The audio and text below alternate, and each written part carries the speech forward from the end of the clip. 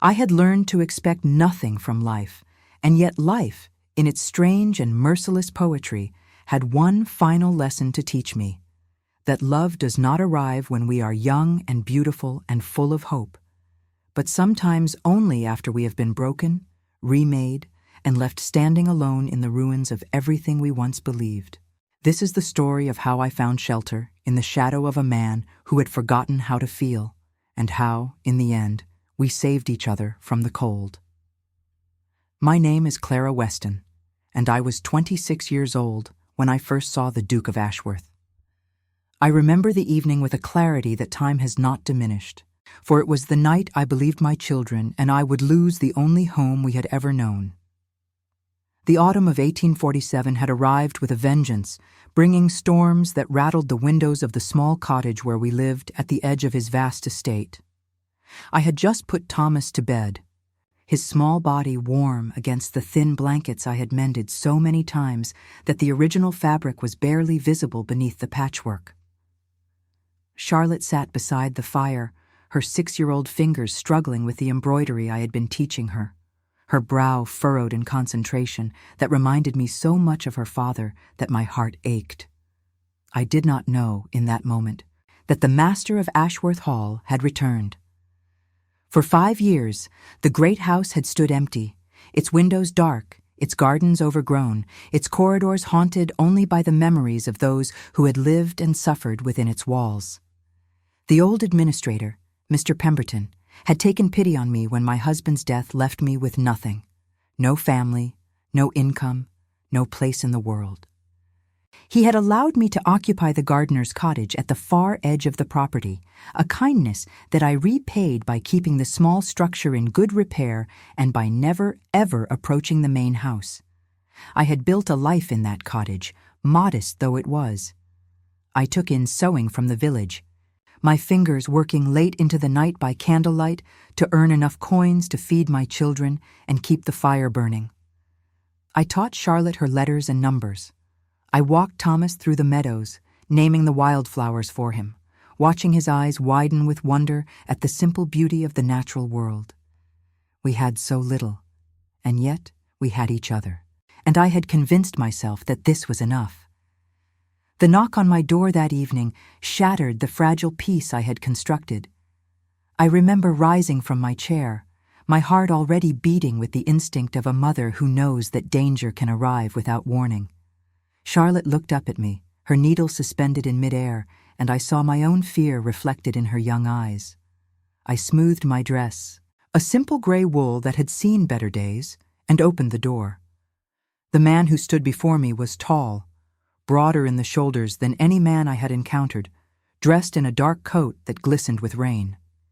His face was hard, angular, as if carved from the same stone as the ancient statues that lined the drive of Ashworth Hall. His eyes were the color of a winter sky, pale and gray and utterly cold. Behind him, I could see the shapes of servants holding lanterns, their flames flickering in the wind, casting long shadows across the muddy path. "Who are you?" he demanded, "and what are you doing in my cottage?" His voice was deep, commanding, accustomed to obedience. I felt the weight of his authority press against me like a physical force, and for a moment, I could not speak. I understood in that instant exactly who stood before me.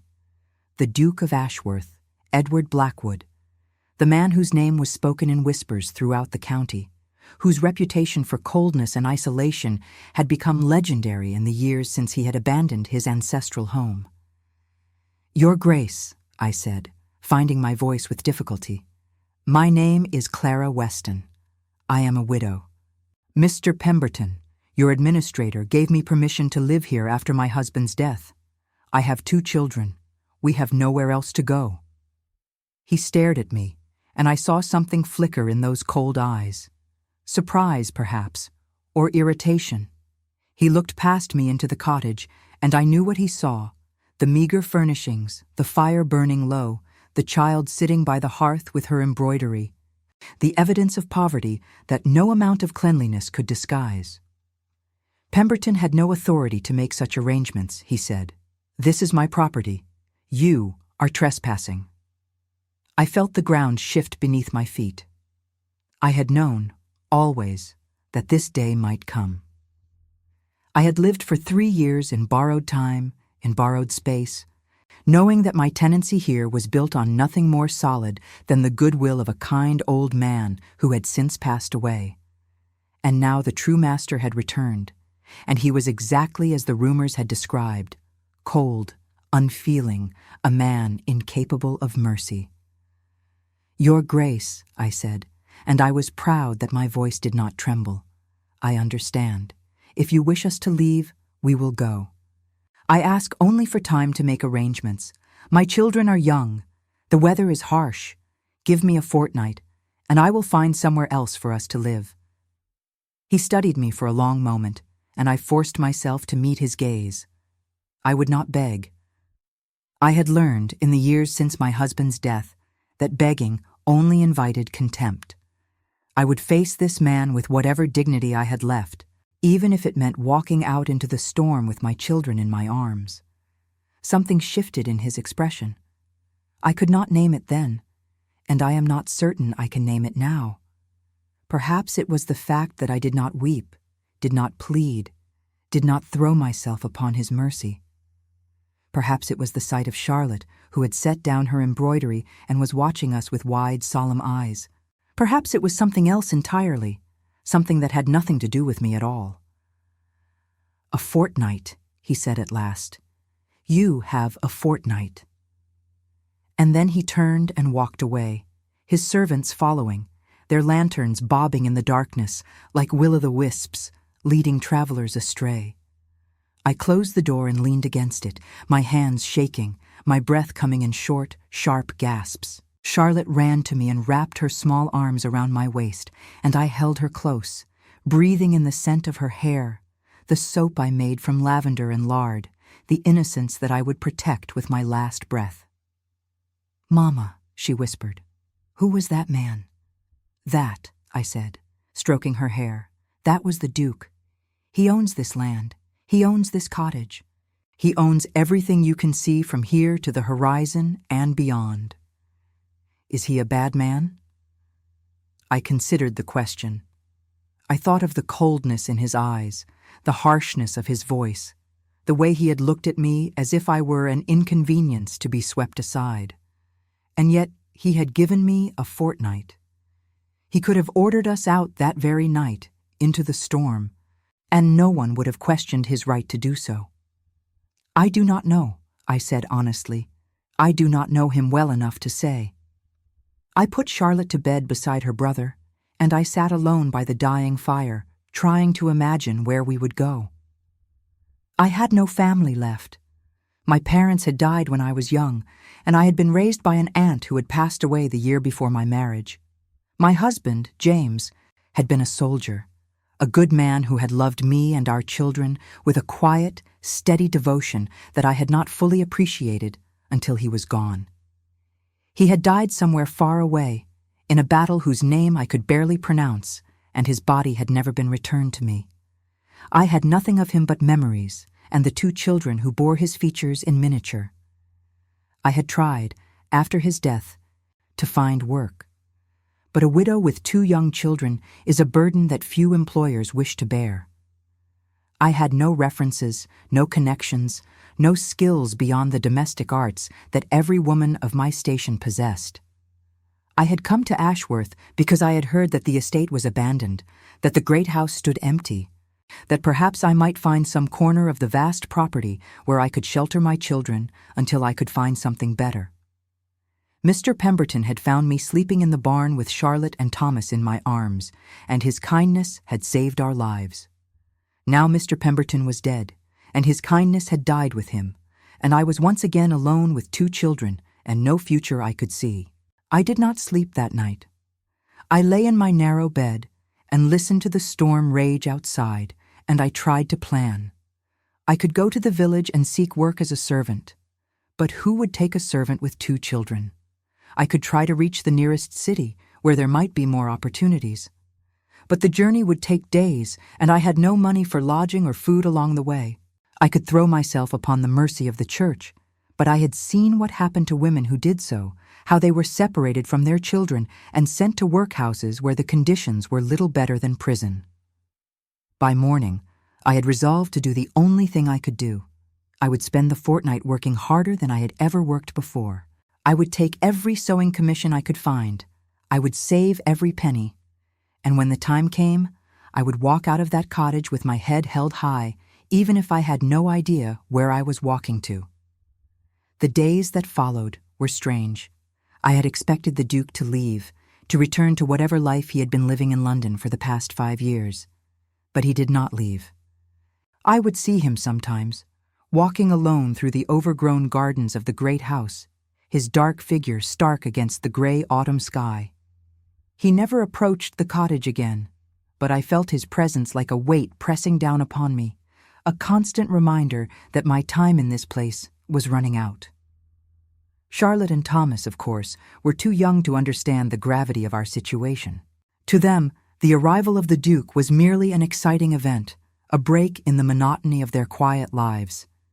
Thomas, in particular, was fascinated by the great house that loomed on the hill above us. He would stand at the edge of our small garden and stare up at it, his 4-year-old mind filled with questions that I could not answer. "Who lives there, Mama?" "The Duke," I told him. "What is a duke?" "A very important man," I said. "A man who owns a great deal of land and has a great deal of power. Is he more important than Papa was?" I felt the familiar ache of grief that came whenever my children mentioned their father. "No," I said softly. "No one is more important than your Papa was." The second week of my fortnight was nearly gone when Thomas disappeared. I had been working in the cottage, sewing a gown for the wife of the village doctor, my needle moving with desperate speed as I tried to finish in time to collect my payment before we had to leave. Charlotte was practicing her letters at the small table, her tongue poking out in concentration as she formed each character. I did not notice at first that Thomas was no longer playing by the fire. When I realized he was gone, I felt a terror so absolute that it nearly stopped my heart. I searched the cottage, then the garden, then the fields beyond. I called his name until my voice was hoarse, my eyes scanning the landscape for any sign of his small, sturdy form. Charlotte clung to my skirts, crying, and I tried to comfort her even as my own panic threatened to overwhelm me. It was nearly an hour before I found him, and when I did, my terror transformed into something else entirely. He was in the garden of Ashworth Hall. The great house loomed above him, its windows reflecting the pale autumn sunlight, its stone walls stained with age and weather. And kneeling beside my son, showing him something in the soil, was the Duke of Ashworth. I stopped at the edge of the garden, my breath caught in my throat. I did not know what to expect. Anger, perhaps. Coldness, certainly. The Duke had made it clear that we were not welcome on his property, and here was my son, trespassing in his private garden, disrupting whatever solitude he had sought by returning to this lonely place. But the Duke did not look angry. He looked up at my approach, and his expression was unreadable, as it always seemed to be. Thomas was chattering away beside him, oblivious to my presence, pointing at something in the earth with his chubby finger. "Look, Mama," he said when he finally noticed me. "The Duke is showing me where the flowers sleep in winter. They are not dead," he says. "They are only waiting for spring." I looked at the Duke, and he rose slowly to his feet, brushing the dirt from his knees. There was something in his face that I had not seen before, something that might have been embarrassment, or might have been something else entirely. "Your son wandered onto the grounds," he said. "I found him examining the rose bushes. He was quite insistent that I explain to him why the flowers were gone. "I apologize, Your Grace," I said quickly. "He is young. He does not understand boundaries. It will not happen again." The Duke looked at Thomas, who had returned to poking at the soil with a stick, utterly unconcerned with the tension between the adults. There was something in that look that made me pause, something almost soft, something that contradicted everything I had believed about this man. "The boy is curious," the Duke said. "That is not a fault." He did not say anything else. He simply turned and walked back toward the house, leaving me standing in his garden with my son at my feet and my heart beating with an emotion I could not name. That night, as I put the children to bed, Thomas could talk of nothing but the Duke. He told me about the flowers sleeping in the earth, about the birds that the Duke had pointed out in the trees, about the way the great house looked from the inside of the garden. He spoke of the Duke as if he were a new friend, not a powerful stranger who had the authority to throw us out of our home. "He is not so scary, Mama," Thomas said sleepily. "He looks scary, but he is not." He showed me a caterpillar. I smoothed his hair and kissed his forehead, and I did not know what to say. The following day, I received a summons to the great house. The message was delivered by a servant, a young woman with a nervous expression who handed me a folded note and then hurried away, as if she feared I might be contagious. I opened the note with trembling hands, expecting to find an order of eviction, a formal declaration that my fortnight was over and I must leave immediately. Instead, I found a request. The Duke wished to speak with me. I was to present myself at Ashworth Hall at 3 o'clock that afternoon. I spent the morning in an agony of uncertainty.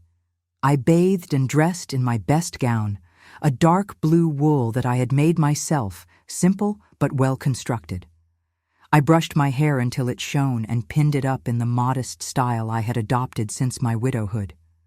I looked at myself in the small, spotted mirror that hung on my bedroom wall, and I tried to see what the Duke would see. A woman past her first youth, thin from years of inadequate meals, with lines around her eyes that spoke of worry and grief and sleepless nights. I was not beautiful. I had never been beautiful. But I had been told once that I had a kind face.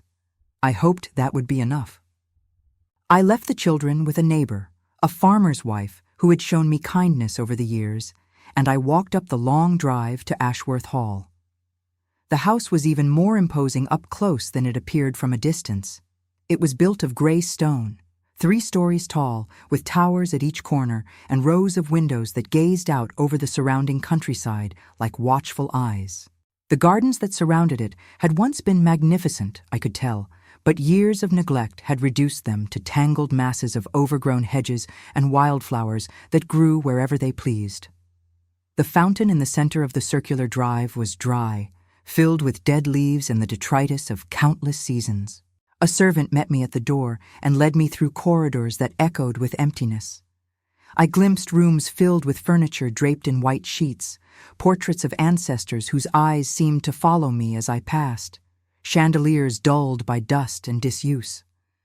The house felt like a tomb, a monument to a family that had somehow ceased to exist, even while its last member still drew breath. The servant brought me to a study at the rear of the house, a room lined with books and dominated by a massive desk of dark wood. The Duke stood by the window, his back to me, looking out at the overgrown gardens below. "Mrs. Weston," he said without turning, "thank you for coming." I did not know how to respond to that, so I simply stood in silence, waiting. He turned to face me, and I was struck again by the severity of his features. He was not handsome, not in the conventional sense.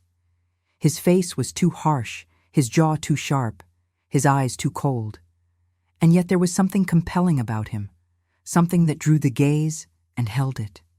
"Please," he said, gesturing to a chair. "Sit." I sat, folding my hands in my lap, trying to project a calm I did not feel. The Duke remained standing, looking down at me with an expression I could not read.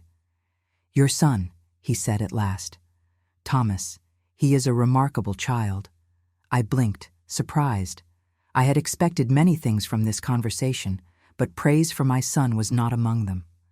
"Thank you, Your Grace," I said. "He is curious about the world, perhaps too curious at times." "Curiosity is the foundation of all learning," the Duke said. He paused, as if considering his next words carefully. "Mrs. Weston, I have been thinking about your situation." My heart began to beat faster. Here it comes, I thought. The eviction, the end. But the Duke did not speak of eviction. Instead, he said something that I did not expect. "I find myself in need of assistance," he said. "The house has been closed for 5 years. The staff has dwindled to a skeleton crew. There is much work to be done if the estate is to be restored to proper order. I require someone to manage the household, to oversee the servants, to ensure that the daily operations of the house proceed smoothly." He paused, and his pale eyes met mine. "I am offering you the position, Mrs. Weston. You would live in the house, in proper quarters. Your children would be provided for. In exchange, I would expect you to fulfill the duties of a housekeeper with diligence and discretion." I stared at him, unable to speak. Of all the things I had imagined when I received his summons, this had not been among them. A position, a home, security for my children. "Your Grace," I said when I found my voice, "I am honored by your offer. But I must ask, why? You do not know me. You have every reason to simply turn us out and hire someone with proper references and experience." The Duke was silent for a long moment. When he spoke, his voice was quieter than before. "I watched you," he said. "When I came to your cottage that first night, I saw a woman who did not beg, did not plead, did not weep. I saw a woman who faced an uncertain future with dignity and composure. Those are rare qualities, Mrs. Weston. They cannot be taught." He turned back to the window, and I saw his reflection in the glass, his face partially obscured by shadows. "And your children," he continued. "They are well-behaved, well-spoken, clearly loved. A woman who can raise such children in circumstances of poverty and hardship is a woman who can manage a household." He turned to face me again. "I am offering you this position because I believe you are capable of fulfilling it. The question is whether you will accept." I thought of my cottage, my small, beloved cottage, with its leaky roof and its drafty windows and its memories of the life I had built there. I thought of the uncertainty of the future, the fear that had kept me awake night after night, the constant struggle to feed and clothe my children on the meager coins I earned from my sewing.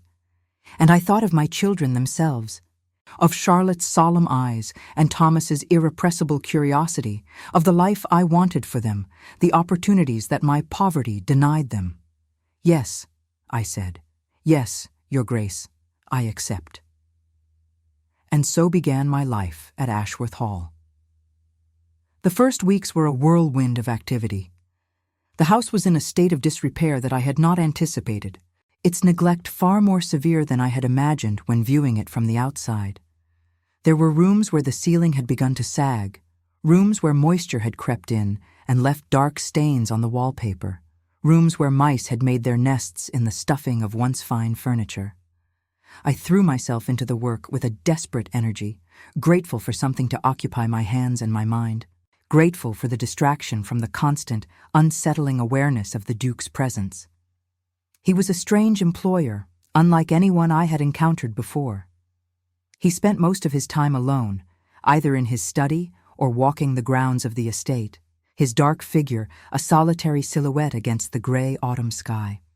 He took his meals alone, rarely spoke to the servants, seemed to have no friends or acquaintances who came to visit. He was like a ghost haunting his own house, present but not quite real.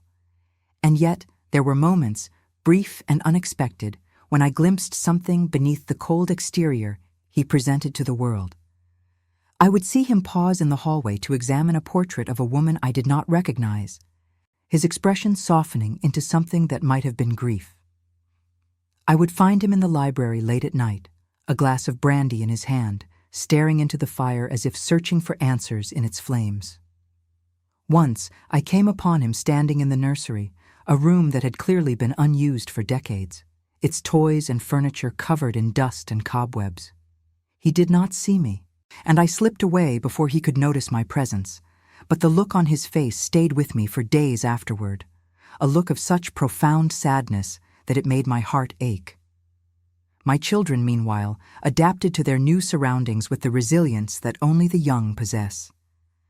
Charlotte was thrilled to have her own bedroom, a small chamber adjoining mine that had once belonged to a lady's maid. She spent hours exploring the house, discovering hidden alcoves and secret passages that the servants had long forgotten. Thomas was even more enthusiastic. He viewed Ashworth Hall as a vast playground, its corridors and gardens an endless source of adventure and discovery. It was Thomas who first breached the Duke's defenses. I had tried to keep my children away from the master of the house, fearing that their noise and energy would disturb him, that their presence would remind him of the inconvenience of having a housekeeper with dependents. But Thomas, with the fearlessness of a 4-year-old, had no such reservations. I do not know how it started exactly. I only know that I began to find them together, the tall, stern Duke and my small, chattering son. I would see them in the garden, Thomas pointing at insects while the Duke crouched beside him, his expression patient and attentive. I would hear Thomas's voice echoing through the corridors, asking endless questions, and I would follow the sound to find him trailing after the Duke like a small, determined shadow. At first, I was mortified.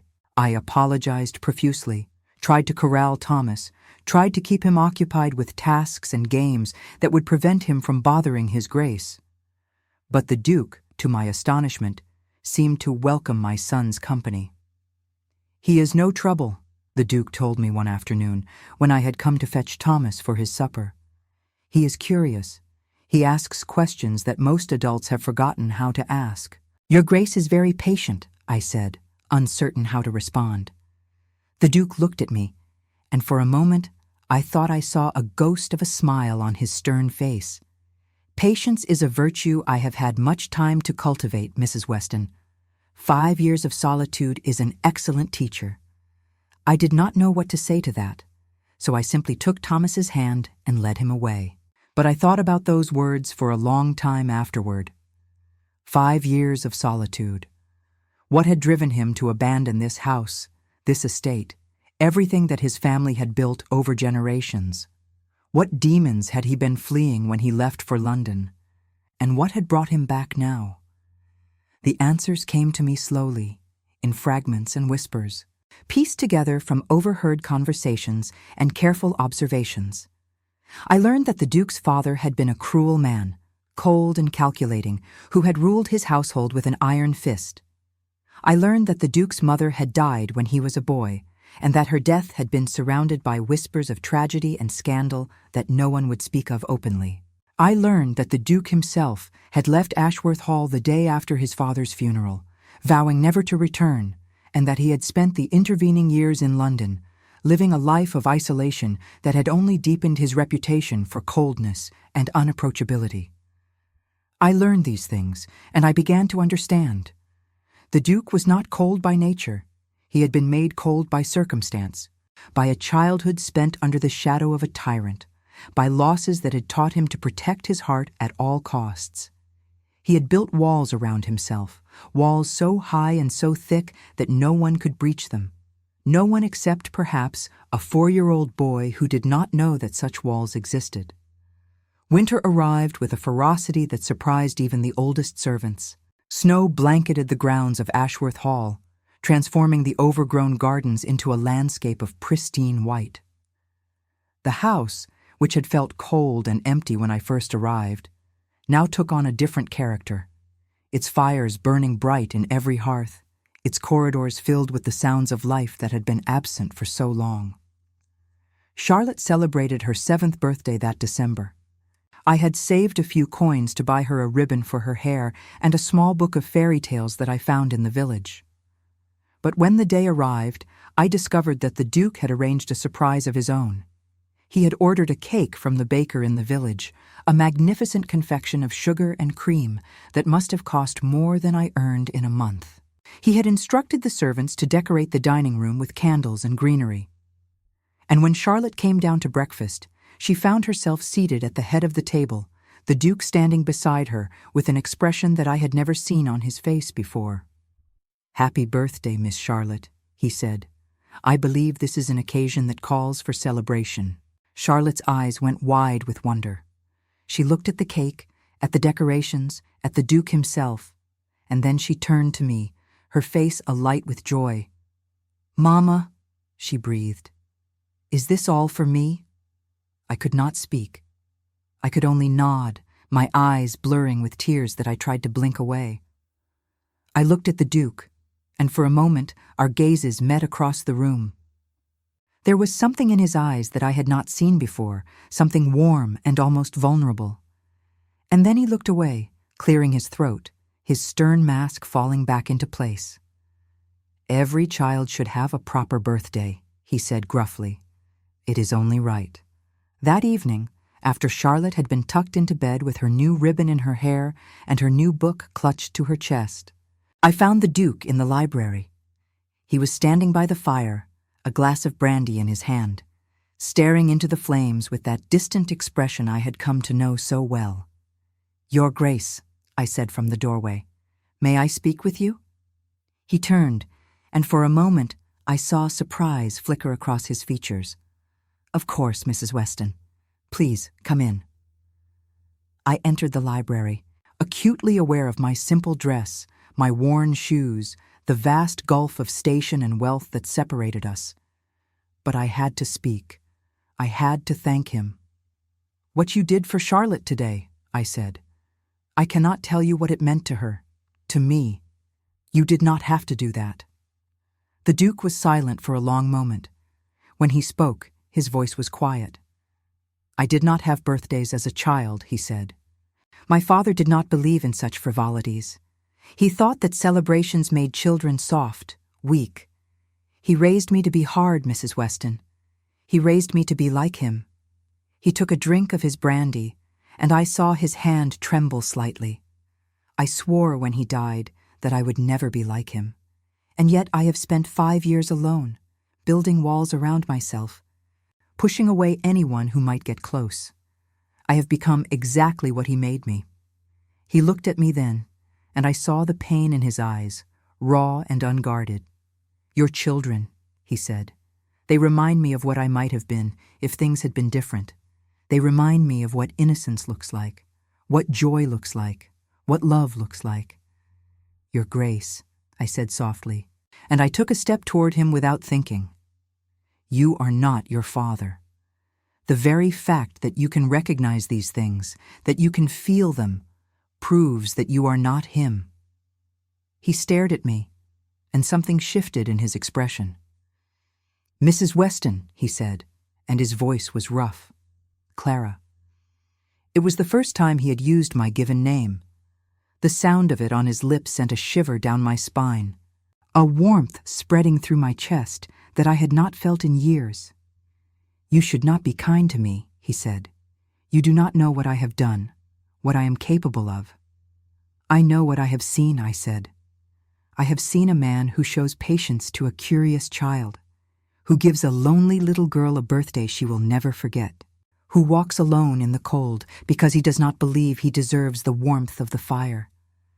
I took another step toward him, close enough now that I could have reached out and touched him. "You are not a bad man, Your Grace. You are a wounded one. There is a difference." He looked at me for a long moment, and I saw something in his eyes that made my breath catch. It was fear, I realized. Fear of vulnerability. Fear of letting anyone see beneath the armor he wore. And then, just as quickly as it had appeared, the moment passed. He stepped back, his expression closing off, the walls rising once more around him. "You are too generous, Mrs. Weston," he said, and his voice was cool again. "I thank you for your kind words, but I fear you give me more credit than I deserve." He turned away, dismissing me, and I knew that our conversation was over. I retreated to my rooms, my heart heavy with emotions I could not name. But something had changed between us that night. Something subtle and indefinable. A crack in the armor. A chink in the wall. It would take time for me to understand what that crack meant. It would take time for me to understand my own heart. But the first seeds had been planted, there in that firelit library, and they would not stop growing. The winter months passed in a rhythm that became familiar and eventually precious. I managed the household with increasing confidence, hiring new servants, overseeing repairs, restoring the house room by room to something resembling its former grandeur. The Duke remained distant, spending long hours alone in his study or walking the frozen grounds. But there were moments, small and fleeting, when he emerged from his solitude. He began to take his meals with us, me and the children, in the small breakfast room that I had claimed as our family space. At first, his presence was awkward, his conversation stilted. But Thomas's endless chatter and Charlotte's shy smiles seemed to thaw something in him. He would answer Thomas's questions about the estate, the history of the house, the names of the birds that gathered at the frozen fountain. He would listen as Charlotte read aloud from her book of fairy tales, his stern face softening as she struggled with the difficult words. And he would look at me, sometimes when he thought I did not notice. I would feel his gaze on me as I poured the tea or cut the bread, and when I glanced up, he would look away quickly, a faint color rising in his cheeks. I did not know what to make of these looks. I did not know what to make of my own response to them. The flutter in my chest, the warmth that spread through me when our hands brushed accidentally as I passed him a cup. I had loved once, loved deeply and truly, and I had believed that kind of love was finished for me. James had been my husband, my partner, my dearest friend. His death had left a void in my heart that I had thought could never be filled. And yet, here in this strange, cold house, with this strange, cold man, I was beginning to feel something I had not felt in years. I tried to suppress it. I told myself it was gratitude, nothing more. He had given me a home, a position, security for my children. Of course I felt warmly toward him. Any woman would, in my circumstances. But I knew, even as I made these arguments to myself, that they were lies. What I felt for Edward Blackwood, Duke of Ashworth, was not gratitude. It was something far more dangerous. Spring came late that year, announcing its arrival with gentle rains that washed away the last of the snow and coaxed the first green shoots from the frozen earth. I threw open the windows of Ashworth Hall, letting the fresh air sweep through the corridors that had been sealed for so long. The servants, emboldened by the change in season, began to attack the gardens with renewed vigor, clearing away the overgrowth and revealing the bones of what had once been a magnificent landscape. Thomas was in heaven. He spent every daylight hour outdoors, exploring the grounds with the boundless energy of childhood. Charlotte, more reserved, preferred to stay close to the house, helping me with my duties or reading in the sunny alcove of the library that had become her favorite spot. It was Charlotte who first noticed the change in the Duke. "He watches you, Mamma," she said one afternoon, looking up from her book with an expression far too knowing for a 7-year-old. "When you are not looking, he watches you." I felt my face flush. "Do not be silly, Charlotte. His Grace has far more important things to think about than your mother." But even as I said the words, I knew they were not entirely true. I had noticed the watching myself. I had noticed the way his eyes followed me when I crossed a room, the way his voice softened when he spoke to me, the way he found reasons to be in whatever part of the house I happened to be working in. I did not know what to do with this knowledge. I was a servant in his household, a widow of no standing or fortune. He was a duke, one of the highest nobles in the land. The gulf between us was so vast that any romantic attachment was not merely impractical, but impossible. And yet I could not stop my heart from racing when he entered a room. I could not stop the dreams that came to me at night. Dreams of his hands on my face, his lips on mine, his arms around me. I would wake from these dreams, breathless and ashamed, and I would throw myself into my work with redoubled intensity, trying to exhaust my body so thoroughly that my mind would have no energy left for such foolish imaginings. It was not only my imagination, though. I became certain of that as the spring progressed. One evening, I was working late in the study, organizing the household accounts that the Duke had asked me to review. The house was quiet. The children long since in bed, the servants retired to their quarters. I was alone, or so I thought, until I heard the door open behind me. I turned to find the Duke standing in the doorway, still dressed in his riding clothes, his hair tousled from his evening walk. There was something in his expression that made my heart skip. "Mrs. Weston," he said, and his voice was low, "I hoped I might find you here." "Your Grace," I said, rising from my chair. "Is something wrong?" He stepped into the room, closing the door behind him. "No," he said. "Nothing is wrong. I simply wanted to speak with you." I waited, my pulse quickening, as he crossed the room toward me. He stopped a few feet away, close enough that I could see the rise and fall of his chest, the intensity in his pale eyes. "I find myself in a difficult position," he said. "I have spent my life avoiding attachments, avoiding anything that might make me vulnerable. I believed that this was strength. I believed that this was the only way to survive." He paused, and I saw him swallow. "But these past months," he continued, "being here, with you and your children, I have begun to question that belief. I have begun to wonder if what I called strength was actually cowardice. If the walls I built to protect myself have only succeeded in imprisoning me." "Your Grace," I began, but he held up a hand. "Please," he said, "let me finish. I need to say this, or I fear I never will." He took a breath. "Clara," he said, and again, the sound of my name on his lips sent a thrill through me. "I have come to care for you, more than I should, more than I have any right to. I know that I am not an easy man. I know that I have nothing to offer you but a cold heart and a broken spirit. But I cannot continue to pretend that I feel nothing when I look at you. I cannot continue to lie to myself or to you." He met my eyes, and I saw the vulnerability there, the fear he was fighting to overcome. "I am not asking for anything," he said.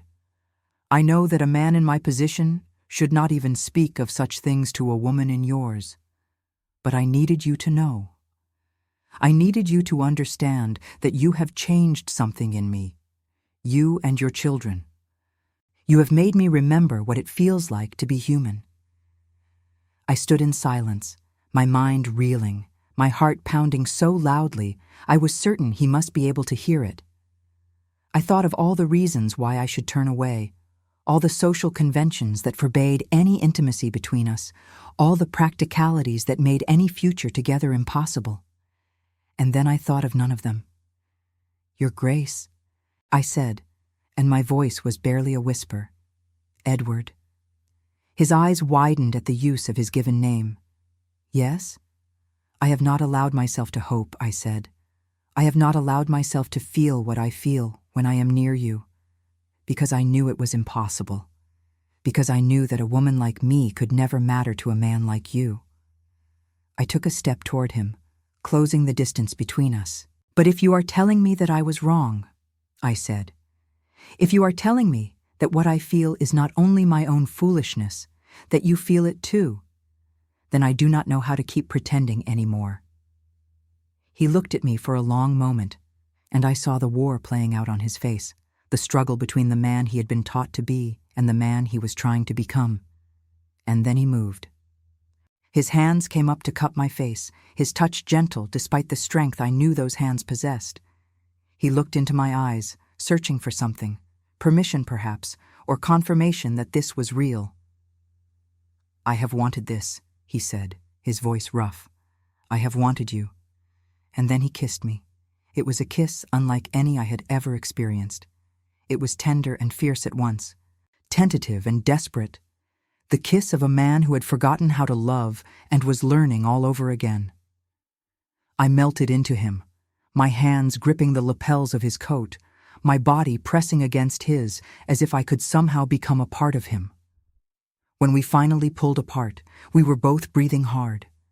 He rested his forehead against mine, his eyes closed.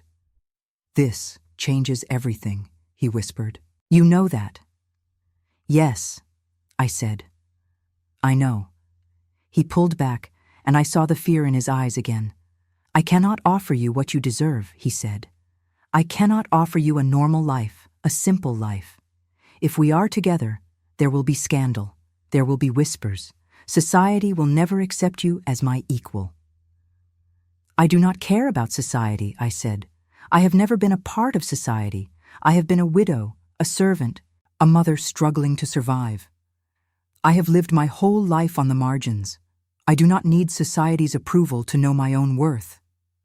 He stared at me, and something in his expression shifted. For a moment, he looked almost awed. "You are extraordinary," he said. "Do you know that?" "I am a woman who has learned to endure," I said. "That is all." "No," he said. "You are so much more than that. You are the strongest person I have ever known." He took my hands in his, and his grip was warm and firm. "I do not know what the future holds," he said.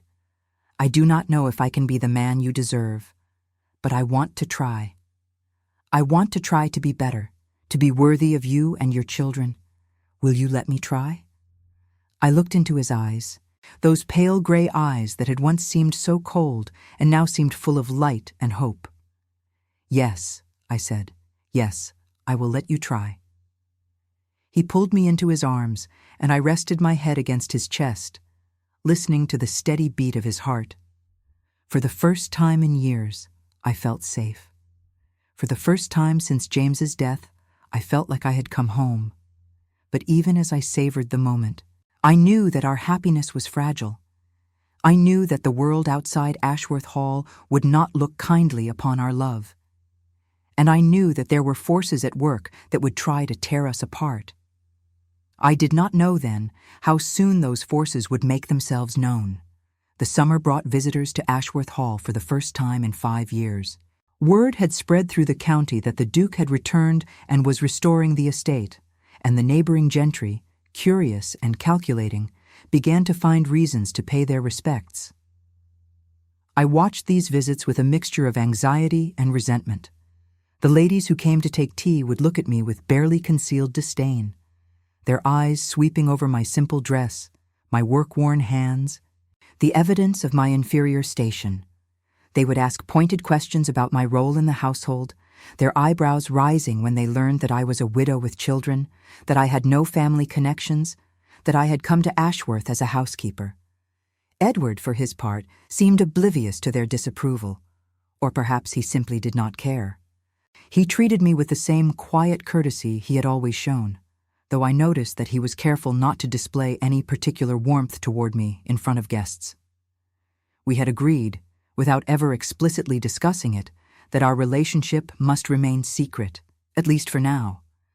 The scandal that would result from a public acknowledgement was something neither of us was ready to face. But secrets have a way of coming to light, especially in a world where gossip is currency, and every servant has eyes and ears. It was late August when Lord Ambrose Blackwood arrived at Ashworth Hall. I knew of him, vaguely, from conversations I had overheard between the servants. He was a distant cousin of the Duke, a man who had expected to inherit the title and estate before Edward unexpectedly returned. He had spent the past 5 years managing his own modest holdings while nursing a bitter resentment toward his more fortunate relation. He was handsome in a superficial way, with carefully arranged hair and clothes that were just slightly too fashionable for the country.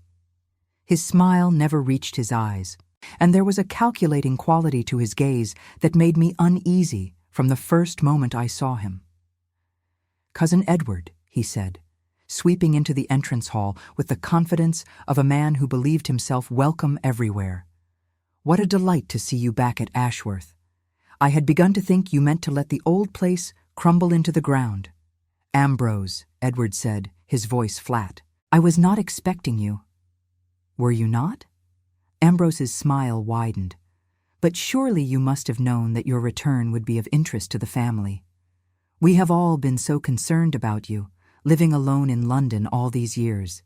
It is good to see you taking up your responsibilities at last." He looked around the entrance hall, taking in the repairs and improvements that had been made over the past months. His gaze landed on me, standing at a distance, trying to make myself inconspicuous. "And who is this?"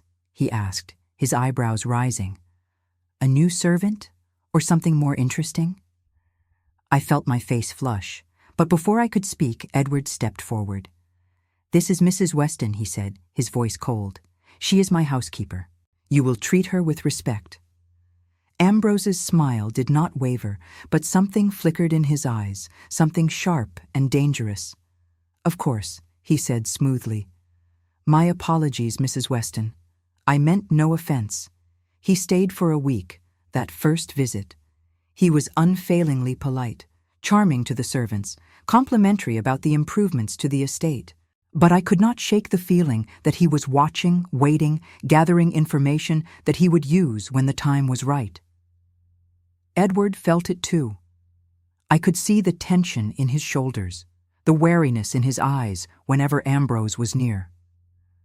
We did not speak of it directly, but there was an unspoken understanding between us that this man was dangerous. The children, with the instincts that the young sometimes possess, avoided Ambrose entirely. Thomas, who was friendly with everyone, refused to be drawn into conversation with him. Charlotte would slip away to her alcove in the library whenever he entered a room. Even the servants seemed uneasy around him, though they could not have said why. When Ambrose finally left, I felt as though a shadow had lifted from the house. But I knew, with a certainty I could not explain, that we had not seen the last of him. Autumn came again, bringing with it the anniversary of my arrival at Ashworth Hall. 1 year. In some ways, it felt like a lifetime. In others, it felt like no time at all. My relationship with Edward had deepened over the months into something that I struggled to name. We were not betrothed. Such a thing was too scandalous to even contemplate, at least not yet. But we were more than employer and employee, more than friends. We were two souls who had found each other in the darkness and were clinging together against the cold. He told me more about his past during those autumn evenings by the fire. He told me about his mother, a gentle woman who had been crushed by her husband's cruelty and had died when Edward was barely 10 years old. He told me about the years that followed, the isolation, the fear, the desperate longing for affection that was always met with contempt. He told me about the night his father died, how he had stood by the bedside and felt nothing but relief, and how that relief had been followed by a guilt so overwhelming that he had fled the estate and never looked back. I listened, and I held him when the memories became too painful to bear.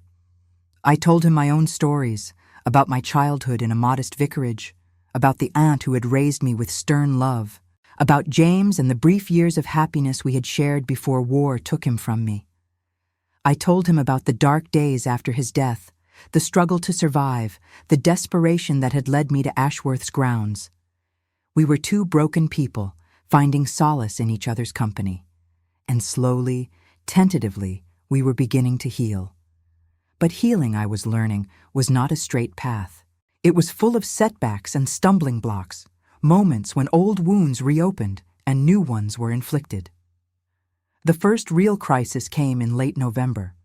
I had gone to the village to collect some supplies, leaving the children in the care of the nursery maid who had recently been hired. It was a gray, drizzly day, the kind of day that seems designed to dampen the spirits and make the world feel smaller than it really is. I was walking back toward the estate, my basket heavy with provisions, when a carriage pulled up beside me on the road. The door opened, and Lord Ambrose Blackwood looked down at me with a smile that made my blood run cold. "Mrs. Weston," he said, "what a fortunate coincidence. Please, allow me to offer you a ride back to the hall. It is far too dreary a day for walking." Every instinct told me to refuse, but I could think of no polite way to decline, and I was already damp from the drizzle, shivering in my thin cloak. So I climbed into the carriage, keeping as much distance between us as the narrow seat would allow. The ride began in silence. Ambrose watched me with that calculating gaze, his expression unreadable. I kept my eyes fixed on the window, watching the familiar landscape slide past, counting the minutes until we would reach the estate. "You know," he said at last, his voice smooth and casual, "there has been a great deal of talk about you in the village." I kept my expression neutral. "Has there?" "Oh, yes." Ambrose leaned back in his seat, crossing his legs. The Duke's mysterious housekeeper. The widow with 2 children who appeared from nowhere and now lives in the great house. People are curious, Mrs. Weston. People are always curious about things they do not understand. I am sure the gossips will find something more interesting to discuss eventually, I said. They always do. Perhaps. He tilted his head, studying me. But the current gossip is particularly fascinating, I must say. There are some who believe that you are more to my cousin than a mere housekeeper. There are some who whisper that you have found your way into his bed as well as his household. I felt my face flame with anger and humiliation. How dare you, I said, my voice trembling with barely suppressed fury. I am a respectable woman. I will not sit here and listen to such accusations. Accusations? Ambrose raised his eyebrows in mock surprise. I am merely reporting what I have heard. Whether there is any truth to the rumors is, of course, for you to know and the rest of us to wonder about. He leaned forward, and his smile turned sharp. But I will tell you this, Mrs. Weston. If there is any truth to the whispers, you would be wise to end the affair now. My cousin is a duke. He has obligations to his name, his family, his position. He cannot marry a nobody, a widow, a woman without money or connections. Whatever you think you have with him, it cannot last. It will only end in scandal and ruin, and when it does, it will be you and your children who suffer the consequences. The carriage had stopped. I looked out the window and saw that we had arrived at Ashworth Hall. Without a word, I opened the door and stepped out, my legs shaking beneath me. Think about what I have said, Ambrose called after me. I am only trying to protect you from yourself. I did not look back. I walked into the house and went straight to my rooms, where I locked the door and sat on the edge of my bed, my mind racing, my heart pounding with fear and anger. He was right. I knew he was right, even as I hated him for saying it. The relationship between Edward and me was impossible. Society would never accept it. No matter how much we loved each other, there was no future for us that did not end in disgrace. And yet I could not imagine giving him up. I could not imagine walking away from the man who had given me hope again, who had shown me that my heart was not as dead as I had believed. I did not know what to do. I did not know how to reconcile the love I felt with the reality of our situation. When Edward came to me that evening, his face dark with concern, I told him about the encounter with Ambrose. I watched his expression shift from worry to fury, his hands clenching into fists at his sides. He had no right, Edward said, his voice tight with anger. He had no right to speak to you that way. He spoke the truth, I said softly. That is the worst part. Everything he said was true. We are fooling ourselves, Edward. We cannot continue like this forever. Eventually, something will give. Edward was silent for a long moment. When he spoke, his voice was quieter, but no less intense. Do you want to end it? He asked. Do you want to walk away? I looked at him, this man who had been so cold when I first met him, and who now looked at me with such raw, unguarded emotion. No, I said. I do not want to walk away, but I am afraid. I am afraid of what will happen to my children if we are discovered. I am afraid of the scandal that will follow. I am afraid of losing everything I have worked so hard to build. He crossed the room and took my hands in his. I am afraid too, he said. I have been afraid my whole life. Afraid of love, afraid of loss, afraid of becoming the man my father was.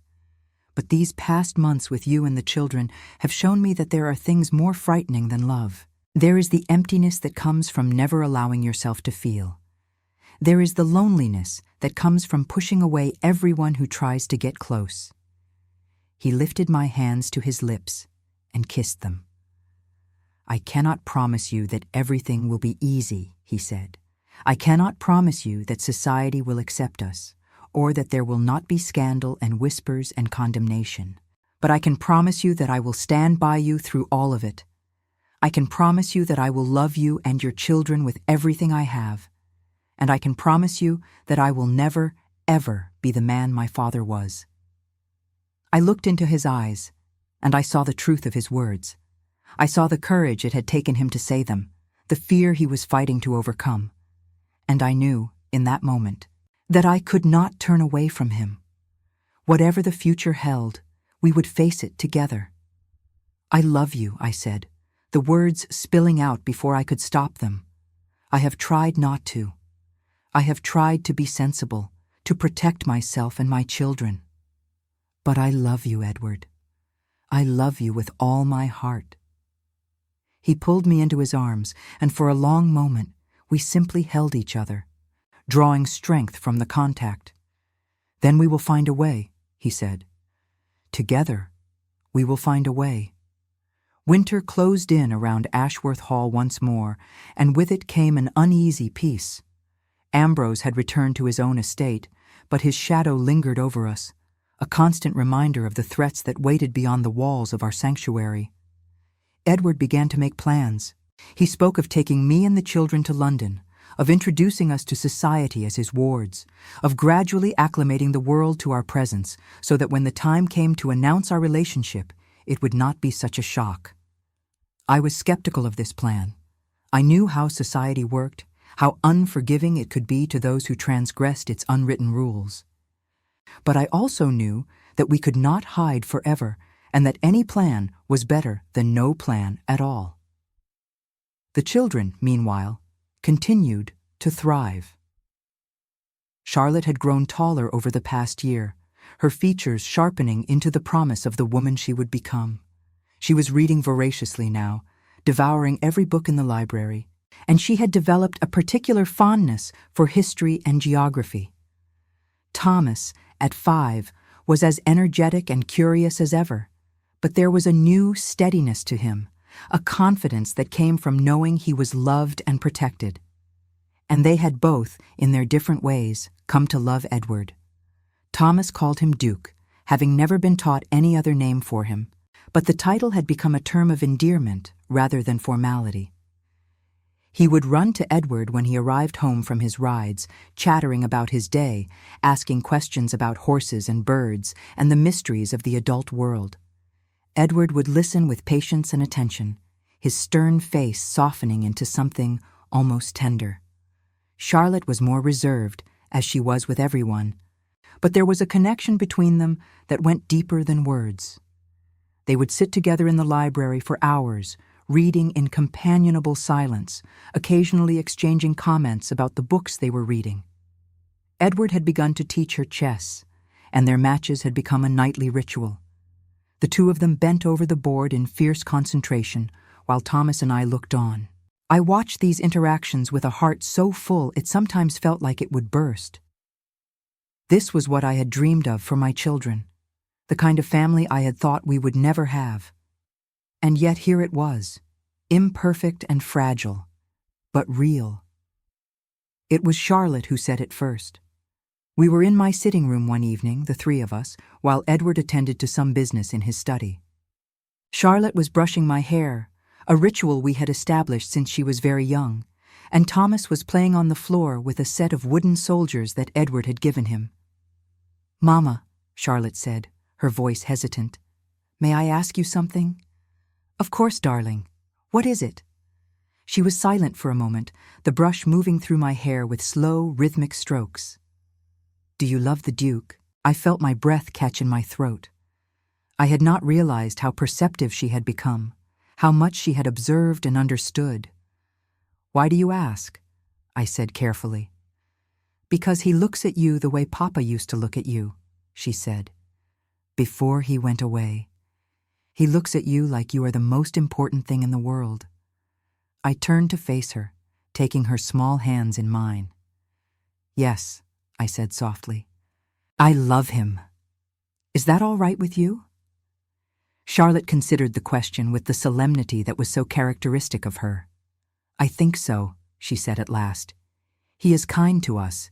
He makes you smile, and Thomas adores him." As if summoned by the mention of his name, Thomas looked up from his soldiers. "I want the Duke to be my papa," he announced. "My real papa is in heaven. but I think he would not mind if the Duke was my papa here." I felt tears prick at my eyes.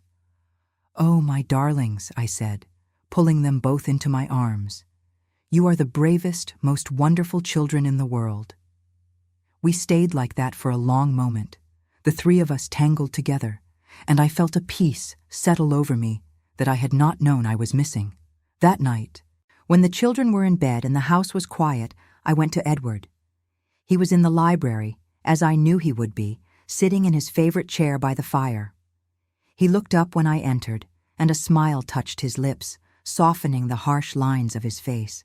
"Clara," he said, "I was hoping you would come." I crossed the room and stood before him. "There is something I need to tell you," I said. His expression grew concerned. "What is it? What is wrong?" "Nothing is wrong," I said quickly. "Something is very right, but I need you to hear it." I took a breath, gathering my courage. "Charlotte asked me tonight if I love you," I said, and I told her yes, and Thomas said that he wants you to be his papa. They accept you, Edward. They love you. And I love you with everything I am." He stared at me, and I saw the emotion that flickered across his face, the wonder and the fear and the hope all tangled together. "I did not think," he said slowly, "I did not think I could have this. A family, people who love me not for my title or my wealth, but for who I am. I did not think such a thing was possible for me." "It is possible," I said. "It is real. We are real." He rose from his chair and crossed to me, taking my face in his hands. "Marry me," he said, and his voice was rough with emotion.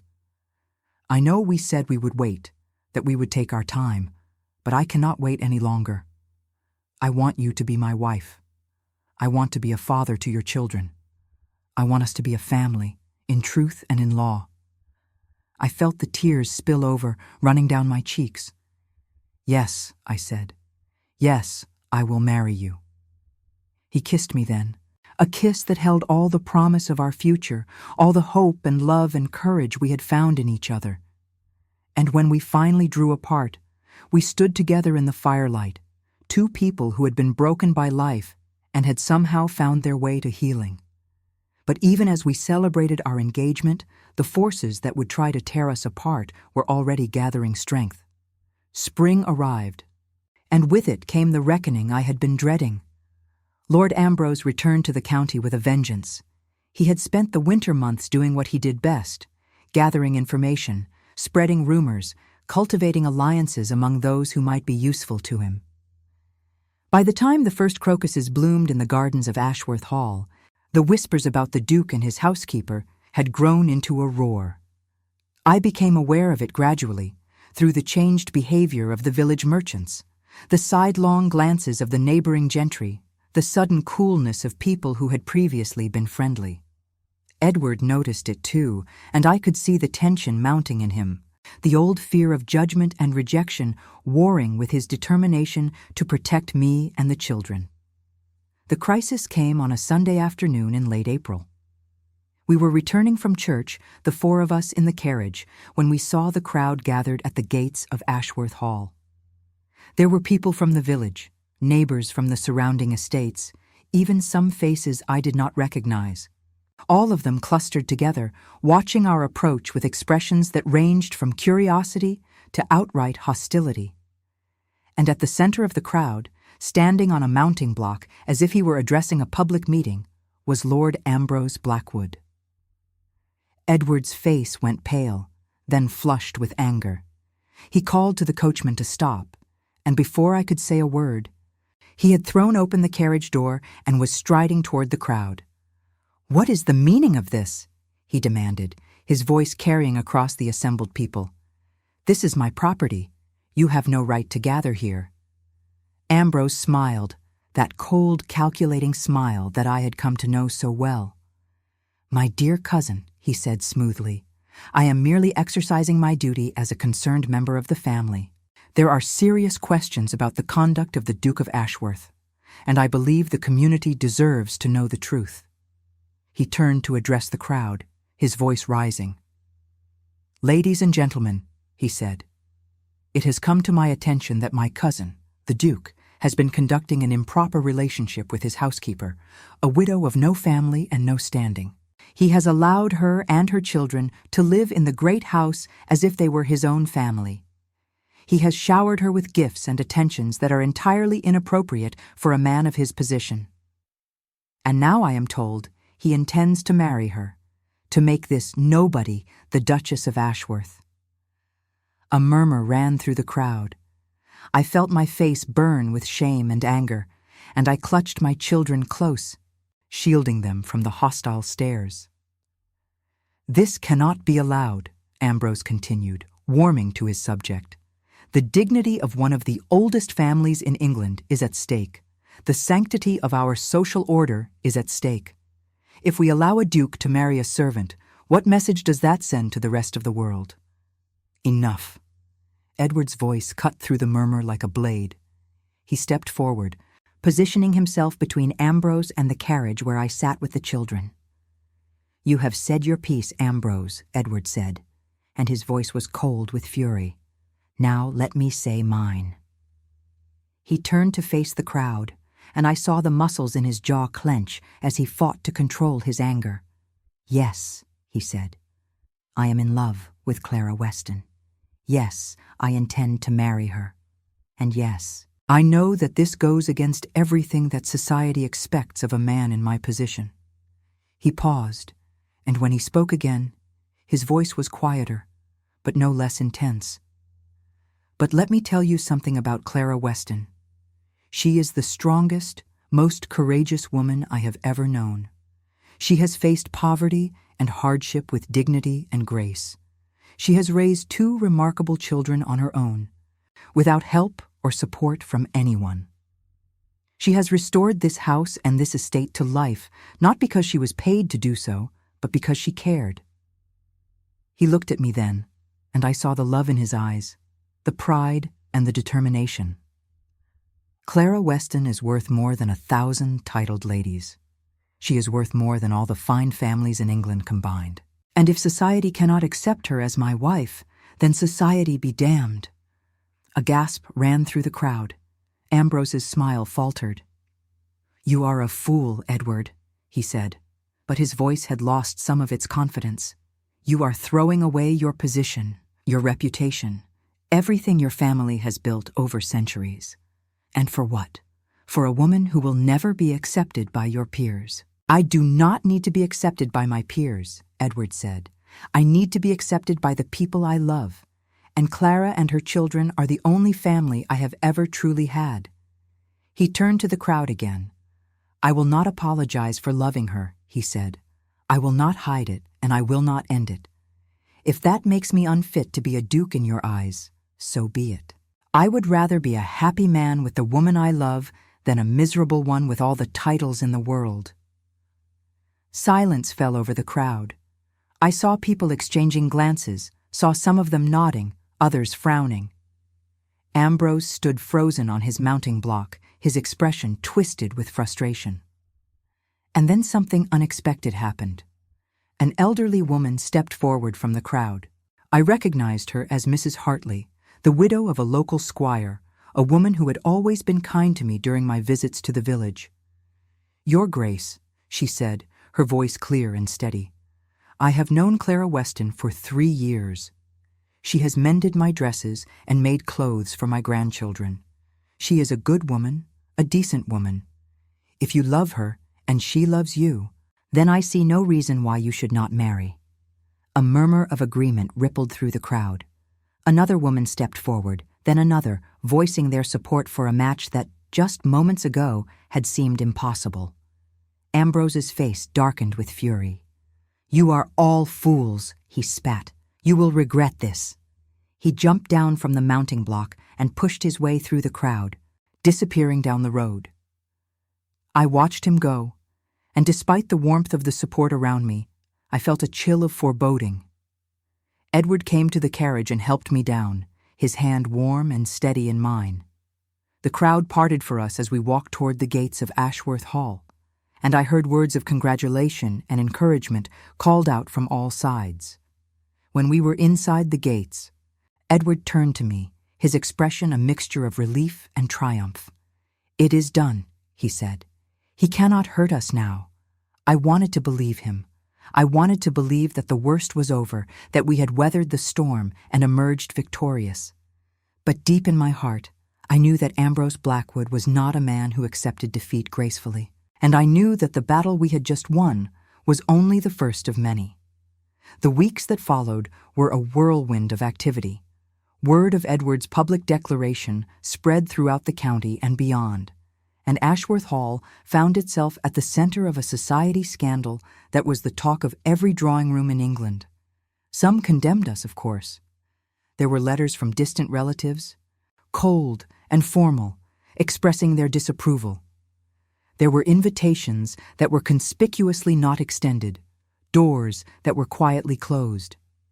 The highest reaches of society made it clear that a duke who married his housekeeper would never be truly accepted among them. But there were others who surprised us with their support. Neighbors who had seemed cold and distant came to call, offering their congratulations. Letters arrived from people we had never met, expressing their admiration for Edward's courage and their best wishes for our future. A duchess in London, a woman known for her unconventional opinions, wrote to say that she looked forward to meeting me, and that any woman who could inspire such devotion in a man like Edward must be remarkable indeed. Through it all, Edward remained steadfast. He handled the criticism with a calm that I had not expected from him, deflecting the barbs with quiet dignity. He focused his energy on preparing for our wedding, on making sure that I and the children had everything we needed for our new life together.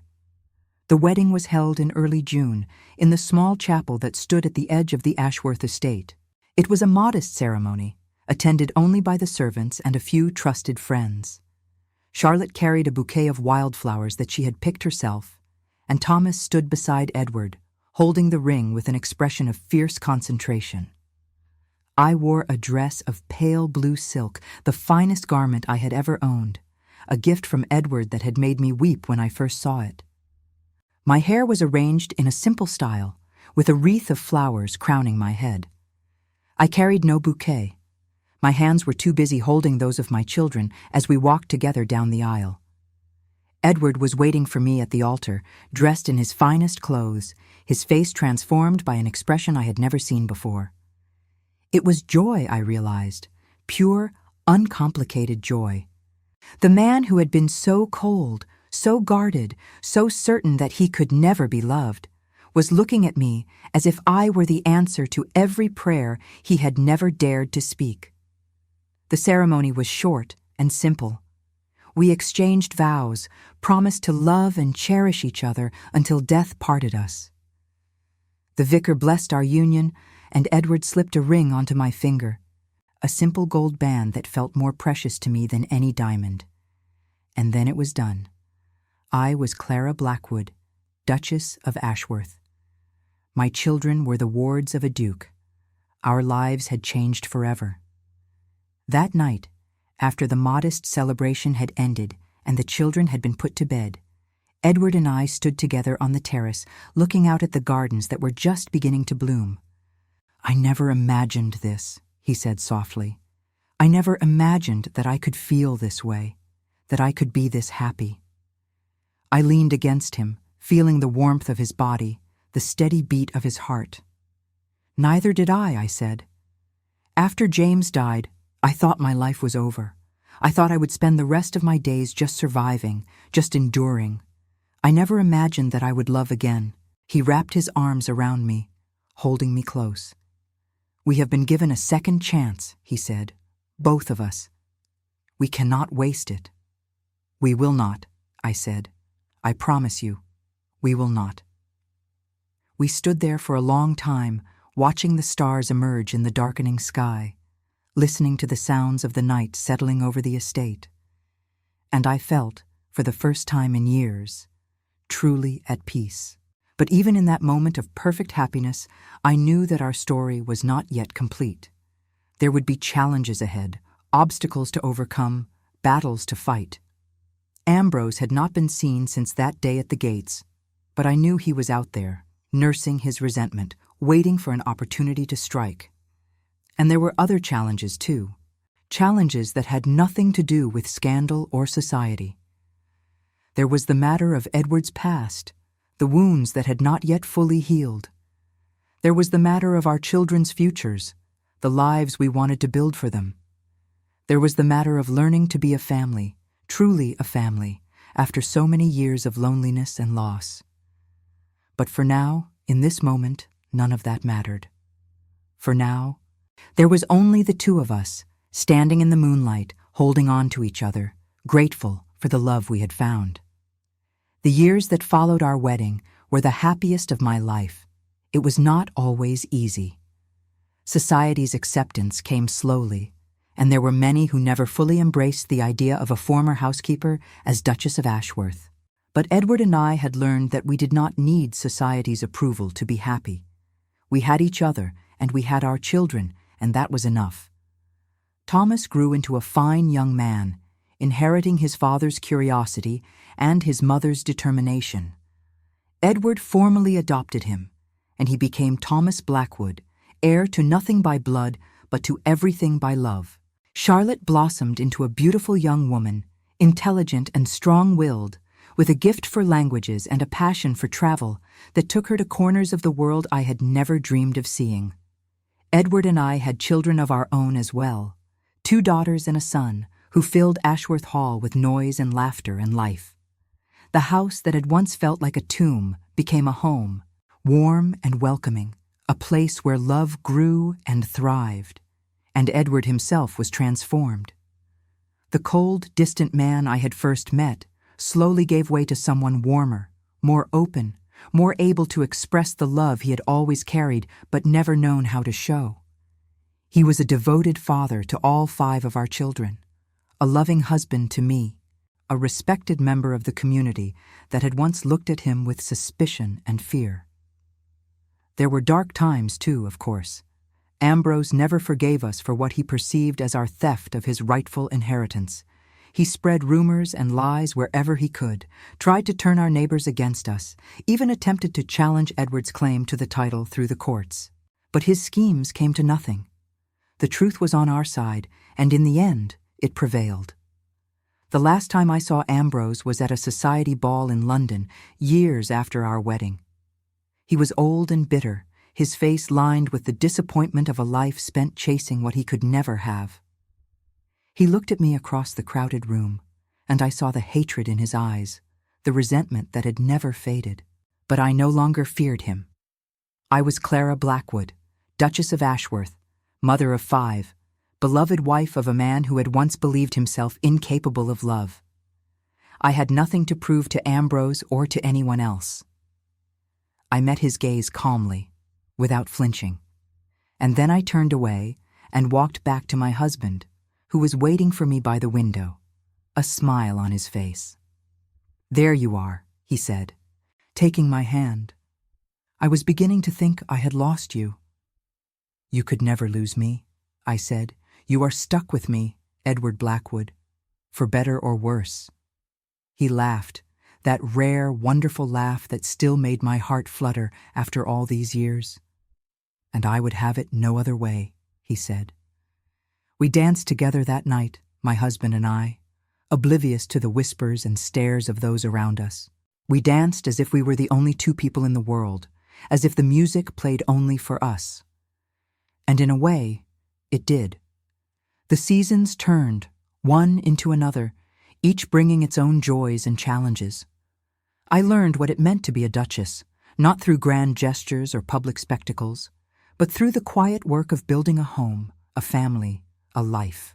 I learned to navigate the complexities of society with grace, to hold my head high in the face of whispered criticism, to find allies in unexpected places.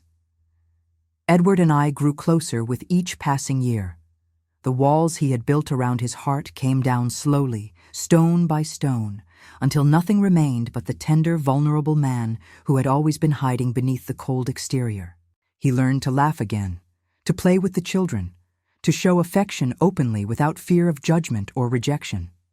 He became the father he had never had, the husband I had always dreamed of.